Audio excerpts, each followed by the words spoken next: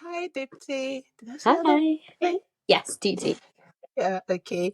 Good morning. Nice to finally see and speak to you.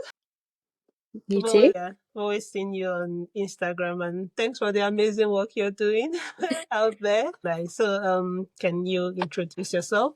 So my name's Deepthy. I am a third year trainee clinical scientist, specialising in clinical immunology, and I'm based in Surrey, St Peter's Hospital. Yeah. Okay. Then, what about your background before getting into the STP? So prior to the STP, I just finished my bachelor's.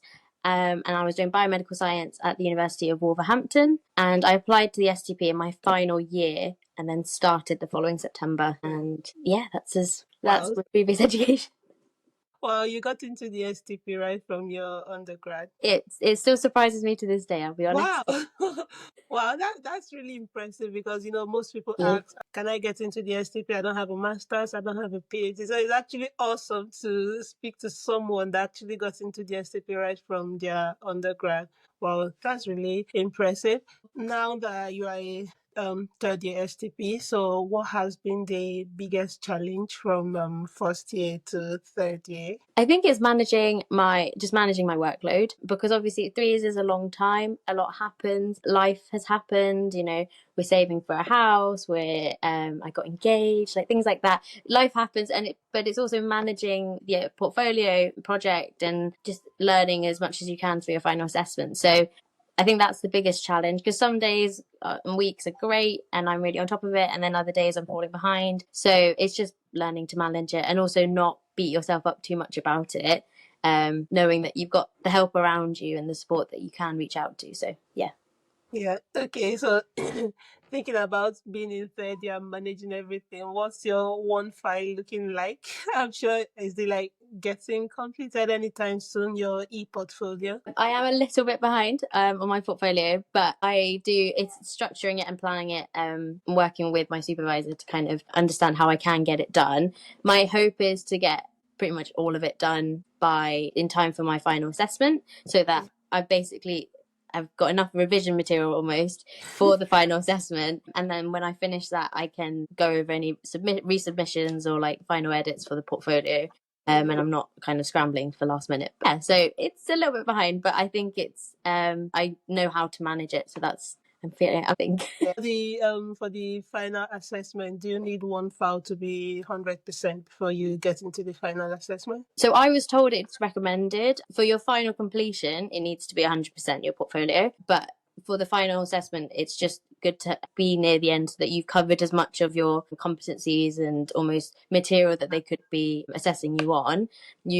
Especially because of the wide range of scenarios that your competencies test you on, it's good to just have experience of that and know kind of how to respond, or at least what the procedure would be. Okay. Yeah. Wow, that's nice. Looking back, what do you wish you knew before you started the STP?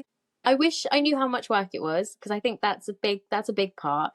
It's a full-time job. It's Even though it's part-time study, you're still studying throughout your year.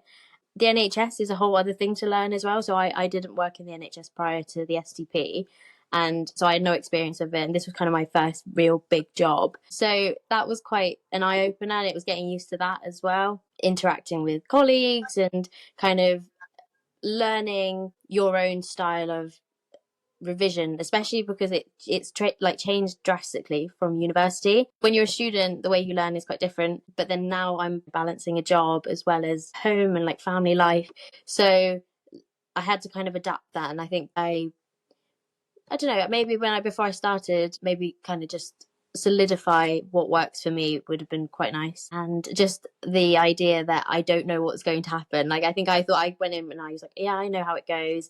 I've watched enough YouTube videos, or I've read enough, like I'll be fine. But every experience is different. And I think something that's really keen, and I don't know how many hospitals still offer it, is if you manage to like know what hospitals are offering the posts, or there's a specific trust that you're really keen to join, try and get a tour with them, because I wish I saw my hospital beforehand just to understand kind of the team, how it works, and just get an understanding of the lab.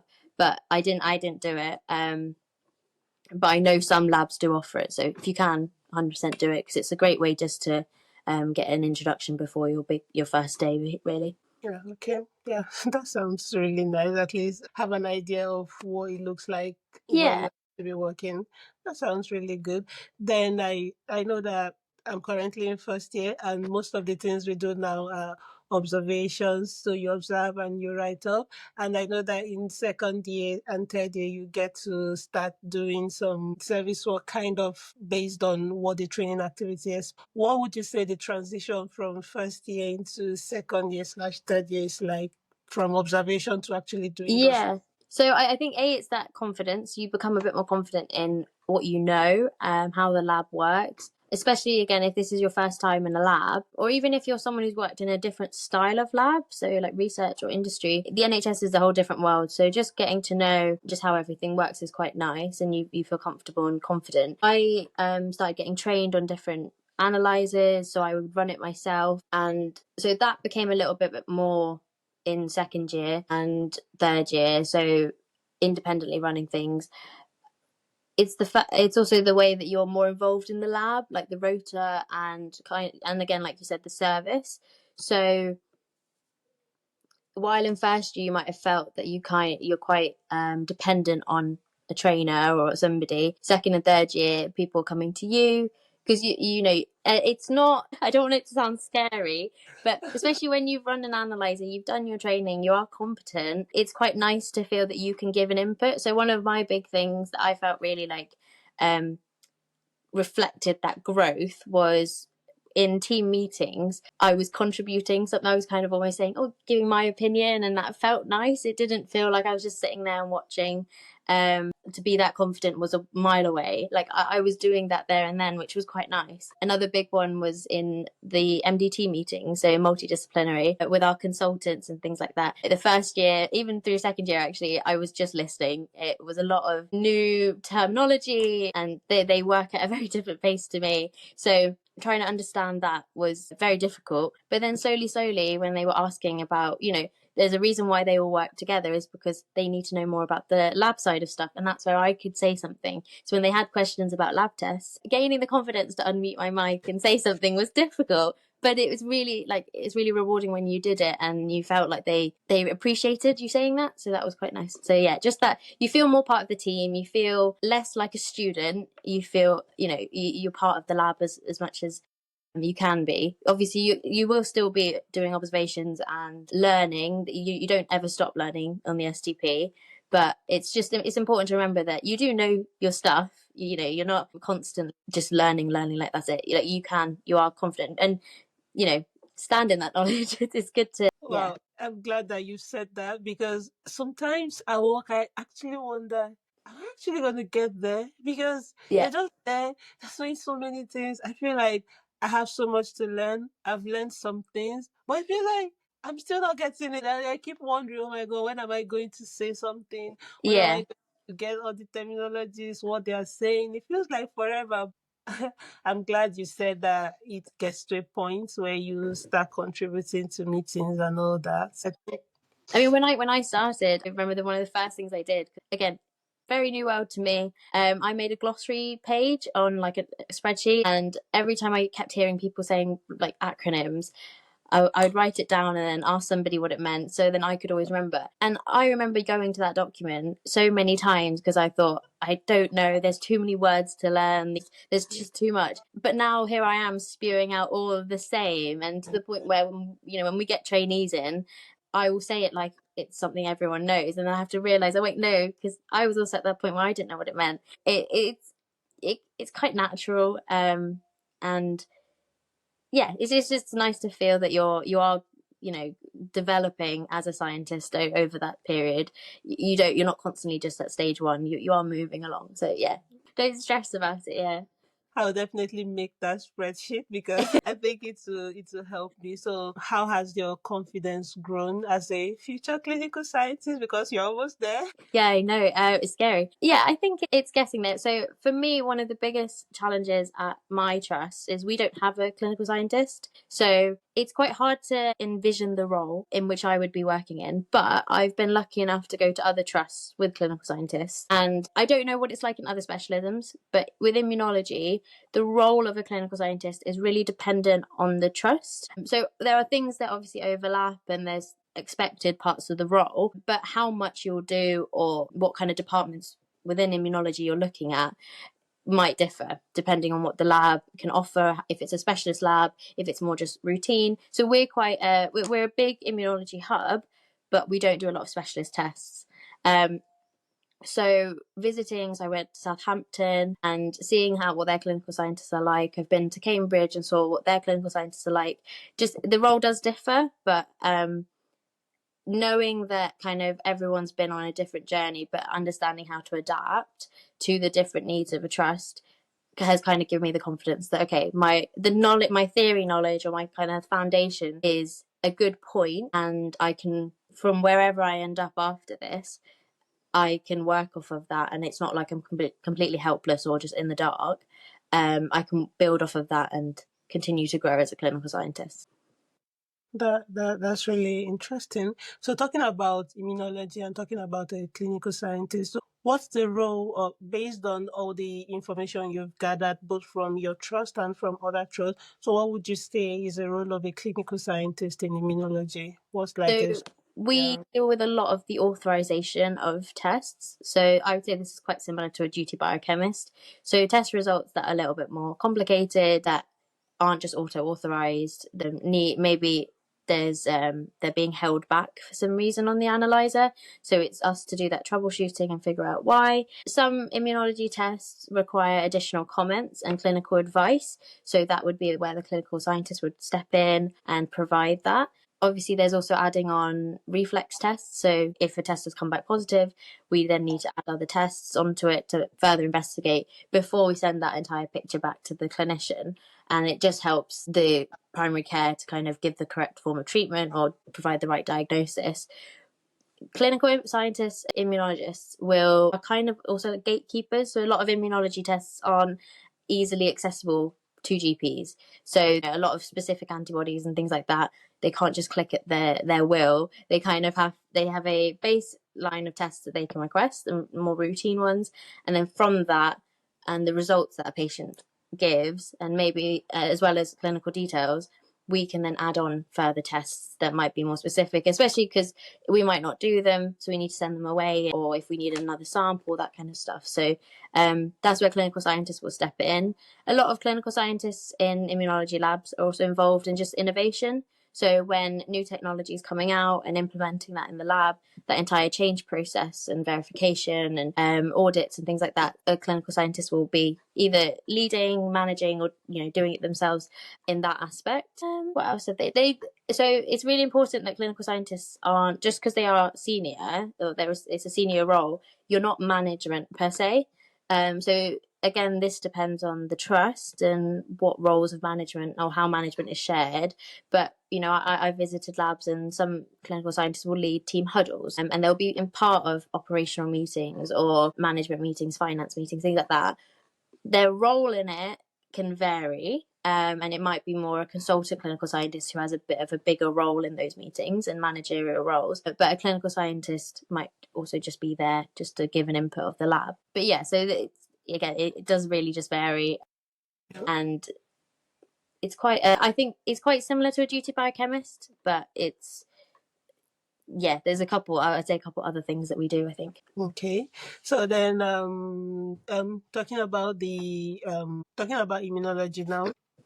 Yeah, you've talked about the role of a clinical scientist in immunology. So for people that are curious and want to know, okay, what is your specialty about, and what kind of test or diseases do you guys look at in immunology? So when I've gone to like schools and tried to explain immunology to people, I always say a lot of people know your immune system or the immune response, so kind of how you fight back against pathogens, and when you get sick, how do you recover?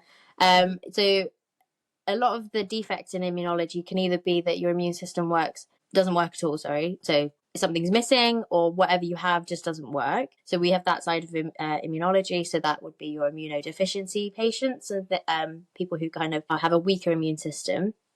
Then if you go to the other side where your immune system works a bit too well and it's now considering normal things as foreign and pathogens and horrible stuff. So that's your allergy, your autoimmunity, or where you even attack your own body. So yeah, the 4 big aspects in our specialist modules in immunology are immunodeficiency, allergy, autoimmunity, and hematological malignancies. We do a lot of like antibody testing. So common techniques are flow cytometry, ELISA, immunofluorescence. We do a lot of immunology has become a little bit more automated now, so we don't do as many manual techniques as we used to. So things like Western blotting, I haven't done that, and I don't know how many labs still do, but I do. One of my favorite parts of immunology is immunofluorescence. So using a microscope and screening for the presence of antibodies, because I think it's beautiful, some of the stuff that you see under the microscope, but that's probably the most manual aspect of it. That is also technically becoming slightly automated now, which is quite sad, but again, it will take time, and I think humans will be needed for that regardless. And then so a lot of common diseases, so we deal with just different types of allergies. So currently I'm actually doing visiting allergy clinics and meeting patients with severe allergies, oral allergy syndrome, investigating kind of episodes of anaphylaxis and figuring out the next steps from that. Within immunodeficiency, you've got your primary immunodeficiencies, your secondary immunodeficiencies, and they're a little bit more specialist. So we do a lot of the baseline tests, and kind of we can find patients who we're suspecting has immunodeficiency. So where their immune system's not working, they've presented with multiple infections. When they've had antibiotics, they're not really getting any better. So, a patient might, or if they've not responded to vaccines as well as they could have. So things like that. So that will then, we might identify it in a patient, and we then would send them off to somewhere like Great Ormond Street, where they do a little bit more specialist testing in that. Autoimmunity, we've got quite a big expansive range for that. Again, your autoimmune diseases, rheumatoid arthritis, Graves' disease, antiphospholipid disease. There's autoimmunity is quite big, I'll be honest, as well. So it's quite a large scale, but that is quite simply put is when your body starts attacking yourself because you're not, it can't kind of differentiate between self and foreign. And hematological malignancies are looking at myeloma patient screenings, lymphomas, and we do a lot of the protein electrophoresis side of things. So that's identifying paraproteins in patients, or if they've got, looking at their serum free light chains as well, looking at any light chain disease that they might have. I don't know, it depends on the trust again. Sometimes this is actually part of hematology or biochemistry, so it's not done by immunology per se, but we do it in our immunology lab, and I think that's one of my interesting topics, because it's quite interesting to see the different patients and how they present, because they present with really I don't want to say common symptoms, but fatigue, tiredness, weight loss are kind of little common symptoms in myeloma, but it's making sure that you don't dismiss them too early, that you actually do the correct investigations or do the correct further testing to identify that, because otherwise, obviously, if that goes missed, that can be quite severe for a patient. Yeah, so so that means your role is not completely lab based. You get to see patients sometimes. So not no, not really. So I've been able to see patients because I'm visiting and just shadowing the clinics. But as a clinical immunologist, you are based in the lab, so you are the liaison between the lab and the clinicians. But you're more based in the clinics. You're more based in the labs. Yeah. The immunology consultants will be more patient facing. I think that's quite an important thing to just make sure as well, because a lot of people, when you ask them why they want to do the STP or why they want to work in healthcare, I want to help people. Yeah. But it's important to know how. So patient facing is very rewarding, and that's its own career. But working behind the scenes is just as important. But it is just a different style, and I really enjoy working behind the scenes. I talking to patients when they've got such severe conditions or they're confused and they don't know that's a lot. And it's really important that if that's a skill that I don't have, or it's not my strongest skill, I'm going for something that's actually a little bit more in my skill set, rather than something that someone else is a lot better at. So yeah. But thank you for saying that. Thank you for saying that, because it's very important for people to understand Yeah. what they're going into. Some people might like patient facing and assume a specialty will be patient facing and not understand that it will actually be more lab based. Yeah. And then, okay, so how would you describe a typical day in your life as a trainee? I know it's been very different from first year, which would do a lot of observation, to now. So how would you describe a typical day in your life? So I'm gonna do a typical week, because day is quite. I think it doesn't give me a chance to really say how it varies. So within a week, I do either normally one day in the lab. So as in one day helping at part of the rota. So I will be put on a bench and I'll be doing routine work, processing patient samples, kind of doing stock checks and looking after a bench basically. That can be 2 days, kind of depending on staffing issues, obviously. But I try to stick to one. And then one day a week, I go to a clinic. So now it's allergy. I did used to go to the immunodeficiency clinics as well. Or if I'm visiting another lab, I try to do that in a couple of days and like minimize so I'm not spending too many days outside. And then I do one day doing some authorization work, so with my supervisor, and that's looking at that part of the clinical scientist role. So we'll authorize different requests that are in the queue, and I'm just kind of learning how to respond and when to just authorize something or actually adding on tests or do further investigations. And then so that's 3 days of the week, and then the other 2 days I'll speak to seniors and I'll kind of organize aspects of my training. So if there's a bench that I haven't seen yet, or I'd actually like to spend a bit more time with, learning a little bit more about it or kind of gathering evidence for my competencies, that's what I'll spend the other 2 days doing. And that's, I kind of work with my supervisor and the lab seniors to organize that. Okay. Then what about talking about the university part? Do you also go to Manchester, or what university do you go to? So yes, immunology I'm given at the University of Manchester. We had hybrid kind of learning. So my first year, I think it was a couple of weeks online and then a couple of weeks in person, or 1 week in person. I can't exactly remember, but we did go up to Manchester for a week, and then we had exams and I don't know if we had some earlier exams actually, but we did have some assignments as well throughout the year. So that was quite interesting as well, learning to manage that as alongside work. I forgot to say as well, I do also have a study day, because we are meant to have a 20 like Yeah. have a study day one day a week, and that is spend more on the academic side. So if you're worried about like, revision and stuff, that it's best to use your study day for that, and try not to fall into the like trap of doing competencies on your study day, because try Yeah. and separate your time, otherwise you'll be left trying to do everything in one go. And then second year we had a mix again, and it's quite helpful because a lot of us in immunology are based like everywhere across the country. So traveling to Manchester for it can be, is tiresome. It's a long way away. So we had that, and then we had exams in May. And then this year it was a little bit later in the year we went up to university actually. So we went up in February. Yeah, I think February. And then we've got exams in May as well. So I think a lot of people get confused about the academic side. Yeah. And, when they're picking locations, they're picking it based on the university. No, don't do that, because you get $2,000 to sort out accommodation and travel. Just that's what can be used for. So do not pick your like specialism or trust place depending on the university. Yeah, pick it on where you would like to travel to work every day.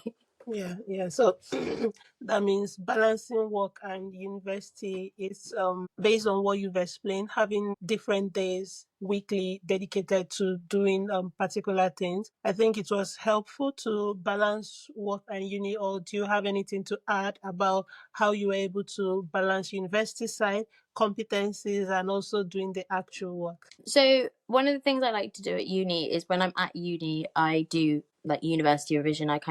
So we'll go to lectures in the morning, and then in the afternoon or in the evening, kind of work on building as much as I can. So revision material, going through questions, going through past papers, things like that, as much as I can during university.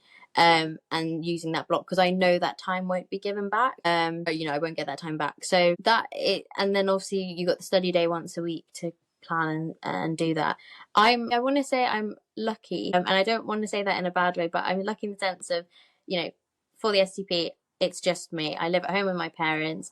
I come home, and if I wanted to stay up till midnight to do my work, I could, and I could stay. That's probably not healthy, but I could do that. A lot of people in the STPA have families, have children. They can't do that. So it's learning to balance it according to your life situation. I try my best not to take on too much outside of work. I still try and keep up and involved in like church life or socializing. I don't shut down from everyone. I try my best to just keep up with that. But there's always that saying of don't use annual leave days for competencies. Because again, you fall into a trap of doing that every time. And I think first and second year, I took a while to learn and kind of manage that. A lot of people don't, or I say a lot of people, including me, as soon as exams are done, you kind of just push uni aside. It will come back in the next year and I won't look at it again. But a lot of that material that you learn obviously helps you with your competencies, helps you with understanding how the lab works. So if it's taken me a while, so don't worry if you can't do it first thing, but just kind of keeping in touch with it every week is really good, just so that it's not something you have to then cram in at the end. Like you're constantly revising, looking after that material. So it is a balance, and the STP is a whole unique experience. So how I do something or how you do something, everyone can't do the same thing, and learning how to manage it. So it's just find what works for you and see how you're like doing with exams and stuff, because I did all right in my exams, and I was thinking, oh gosh, I haven't done enough, and I thought I'd fail them. But no, you know your stuff, you do. If you put the effort in, you'll be fine. So yeah. I relate perfectly with what you said about finishing exam part and just dumping it. So I had my hematology exam in January, and when I was done, I felt like, oh my god, I'm so done with this. But I started my heme rotation this week, and on the first day in the lab, I was like, oh my god, what's going on? I felt like I had forgotten everything. I didn't believe myself when I went back to pull my university notes. I started looking at it again to remind myself, because there's actually nothing so much different. So I had to remind myself again. So that part of the STP, you just keep learning. There's no formula, you just try to pick what works per time and just run with it.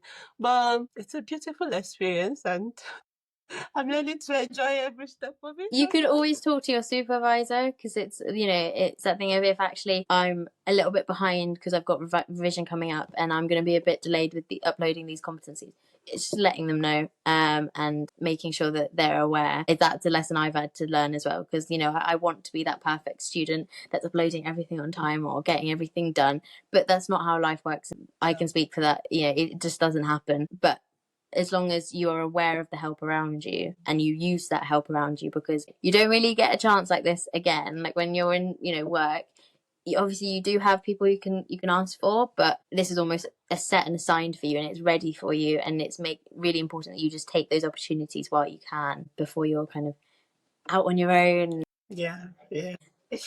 So let's go back to the very basic, to the That's okay. where it all started from. So let's talk about the STP application. I know it's been that should be 3 years ago that you did your application. I don't know if you can tell us a bit about your STP application experience. Okay, so one of the things that I think a lot of people applying currently are really lucky to have is that and I'm hoping a lot of people do a lot of research before the STP. So I found out about the STP in October of my third year, and it was literally, we had a careers module, and a lady was writing about what you could do with a biomed degree, and the word STP was in the corner. She just literally said it as a one-off, and it was just there. She didn't actually explain what it was. That's okay. I went back and I was like, oh, what is this? So I looked it up myself. I thought, you know what, it's a job, I'm going to apply for it. So in the January, I did my application, and my application form was quite different to the one that's currently out there at the moment. So I had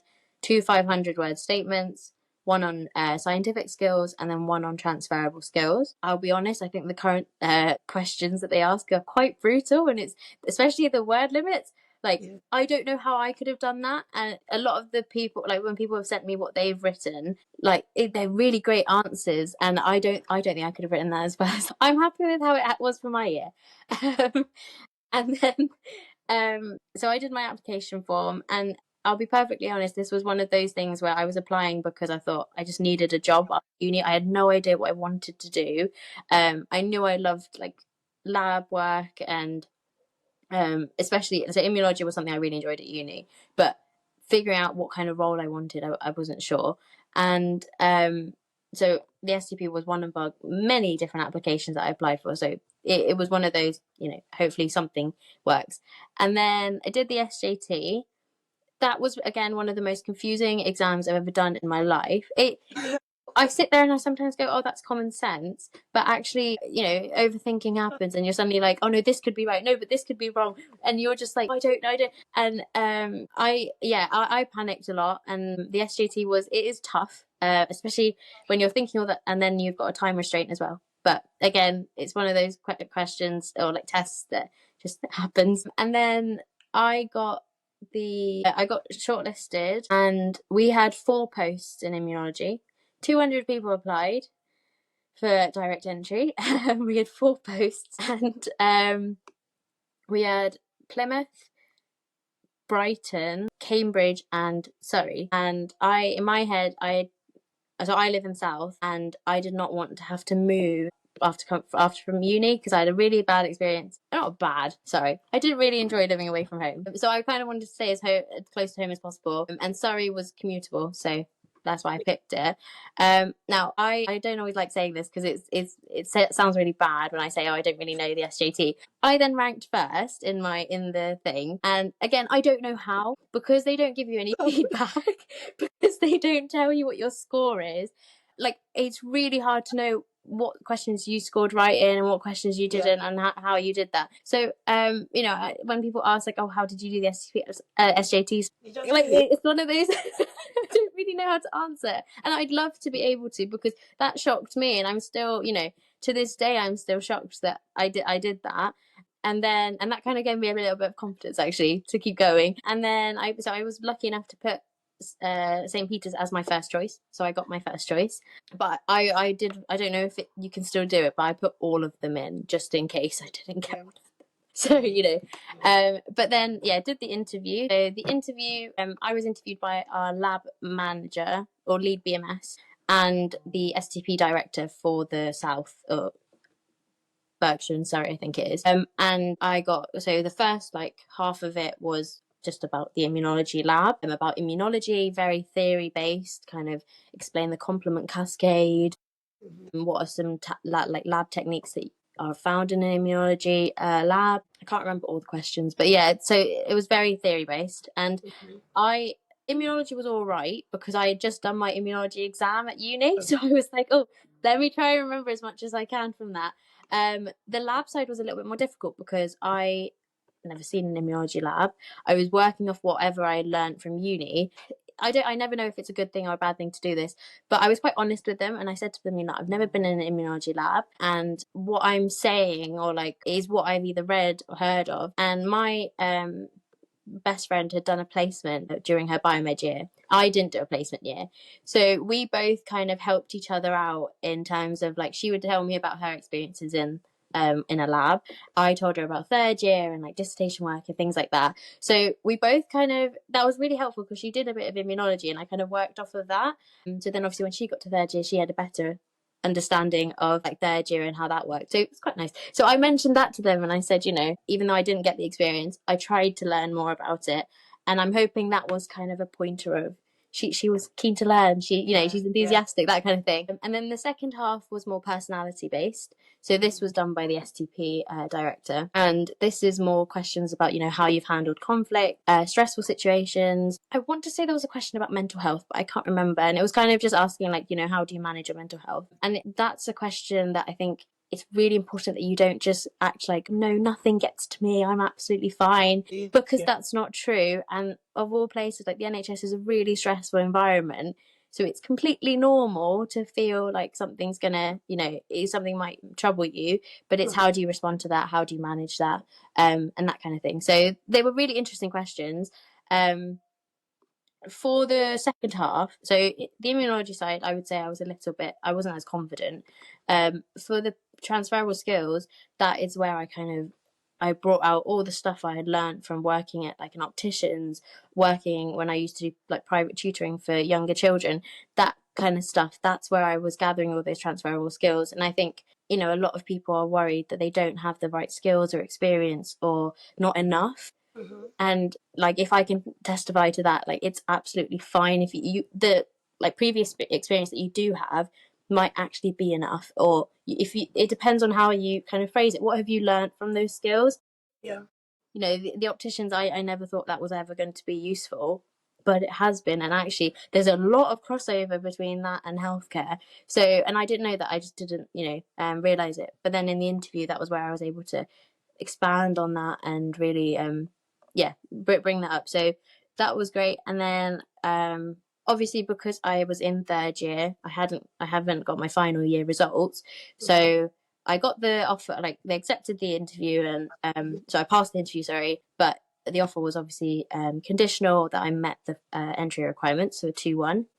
So I got that in August-ish, so confirmed my place, and then started in September. Wow, that sounds so interesting, encouraging, and that was very, very detailed, honestly. Honestly, it sounds so encouraging to know that I don't need to be an expert. Like they Yeah. actually say that for the STP, you're not expected to be an expert. So to see and hear from someone's testimony, wow, it's really great. I'm glad you said all that. Okay, so what advice would you give to first year STP? So for, of course, I'm in first year going into second year. So you will have, I want you to give 3 advice. So the first advice would be for someone coming into the STP as a first year, let's say this September. So what advice would you give to a first year STP? I think my first bit of advice would be just meet as many people as you can. So like, get to know your lab really, really well. Try and interact with as many staff members as possible. You know, you might feel that like you and your supervisor and maybe a couple others are the only people you know, but really get to meet many people as possible. That builds your confidence. And then especially when you know, you're later down the line and you're thinking, oh, I'm missing a bit of evidence for this, how can I go? You can go to anyone, and that's what's quite nice. You get that team environment, and you know, when things do get hard, you don't feel as alone because you know everyone rather than knowing just a few people. You know, network out, reach out to consultants, reach out to clinicians, and build those bridges from the very beginning. And it's absolutely fine to kind of be like emailing and like, you know, saying, hi, I'm a first year, you know, I really enjoyed your talk on this, do you have any more like further reading that you would recommend? Things like that is really great. I used to do that with, so our MDT meetings also have like a journal club at the end, so somebody from the team will present a paper and we kind of discuss it. Again, in first year, I was just sitting and listening. But if there was something that I had more further questions on, rather than waiting to ask my supervisor later, I kind of go straight to the consultant. And that, again, you just meet people, and when they see something that actually might be relevant to you, they then add you in again later, and that kind of thing. So it's quite good for that. Be absolutely fine that you don't know everything. The STP is a learning program, you know, a training program. They will mold you to what you need to be by the end. So it's okay not to know everything at the beginning, but just be as proactive as you can with the STP. There's lots of great opportunities, and obviously, you know, that grant that you get does cover university and travel, but it also can cover conferences and books and, you know, just useful memberships and things like that. So reach out, network as much as you can, network among like within the country as well with other trainees. Just build your network as early as possible, so that when you get to second, third year and you're stuck on something, you have more than one person to go to. That's great. Then for people aspiring to apply for the STP next January or whenever, what advice would you give them, especially about structuring their application as well as preparing for the STP generally? What advice would you give to them? So first things first, read the role, like research the role, really make sure this is something you want to do. It's a competitive program, and you know, it is disheartening if you don't get it first time round. So make sure that this is something you really want to do. But again, you know, if you don't get it this year, there's always next year. You can keep applying, so it's fine. Research the role really well. Try and speak to clinical scientists. as much as you can, and and learn about different specialisms. I think there's over like 50 specialisms that the STP offer. So I knew I liked immunology because of university, but when I was applying, I heard about like cardiac, I think cardiac care, or cardiac science, I think it's called. That I'd never heard of that as an STP specialism, and I did look into it. And I made sure that it was actually something that, did I like it? Was it more just something I'm interested in? So balance your options. Don't just go for one thing because you know it. It's 3 years. It's your specialism. Make sure it's something you want to do and you're passionate about. I don't want to sway people because of purely how many posts there are, but you can look at previous numbers to just see how competitive things are. It's a demanding program, it's 3 years of your life and that kind of stuff. So it's a big commitment. So make sure you're ready for it. So if you're considering it, if it's one of your options, just make sure that you understand what you're getting into, kind of thing. But again, if you're someone who likes, so I'm talking in terms of life sciences, so more lab-based specialisms. If you're someone who likes lab work, but you want to do more of the interpretive side, working with cases and a little bit more less routine work, if that's the right way to say it. So you're not working on an analyzer, you're working more with patient cases and clinical details, and it is a different day every day. So that kind of side, then I think clinical science is quite an interesting side of it. But yeah, with the application, and I think I've said this before on my Instagram, and it's a really boring tip, but it's what got me through the application process, and it is just reading job descriptions. I had no idea what a clinical scientist was, and I just went online, searched up clinical scientist job description. The national school have a PDF of just a generic one.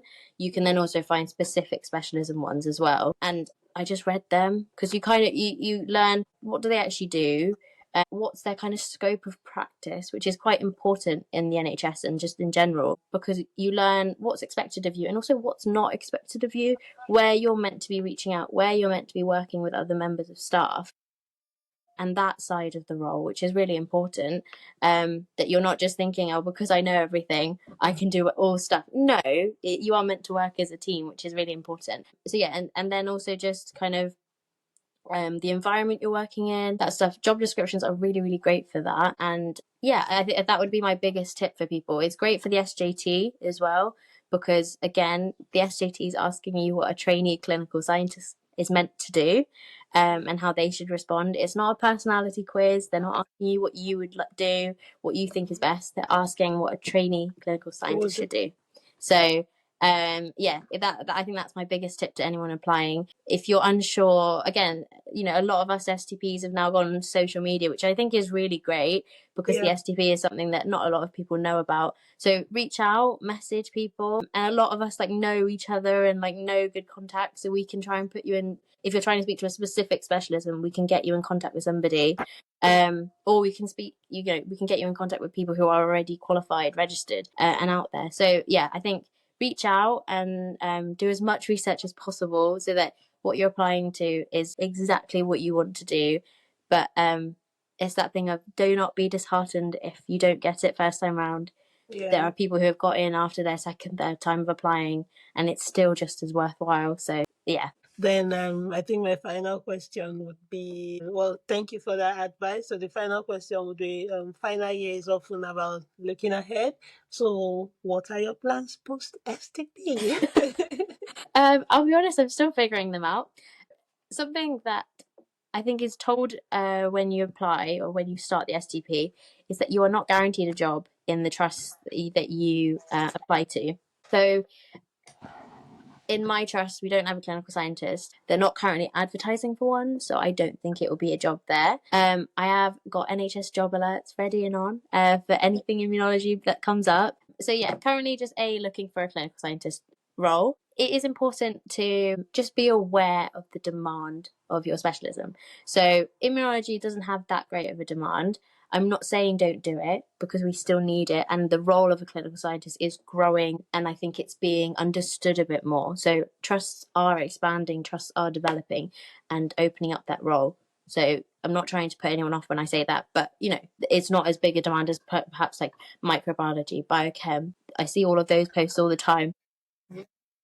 So yeah, again, it's keeping an eye out for those. I'm hopefully moving into my own place, which will be quite nice, and planning a wedding. So that's another big so it's just figuring out all of that. I have looked at obviously the STP is what I was told, that there's not an equivalent per se. I don't know, it's like equivalents abroad or in other fields, but the skills you've learned in the STP, the experience that you've had in an NHS pathology lab, is very, very useful and valuable in other industries. So I have also kept my eye out for anything else in like private industries, research side. I am considering the HSST. I just haven't. I kind of want to just stop for a bit because I went straight from uni to this, and I just like to kind of live life a little bit and then maybe carry on with a bit more training. But yeah, that's post STP. And again, it's all dependent over the next couple of months. So see how it goes. Wow, that sounds so great. Wow. Thank you so much, Deepthy. All right. Awesome speaking to you. Thanks for all the advice. Thank you for doing this with me. It's awesome to speak with someone in third year from another specialty. So yeah, grateful for doing. Thank you for this. It's been really fun. Yeah, it's really nice to do this kind of stuff. Okay, that's all right. So thank you so much, and that would be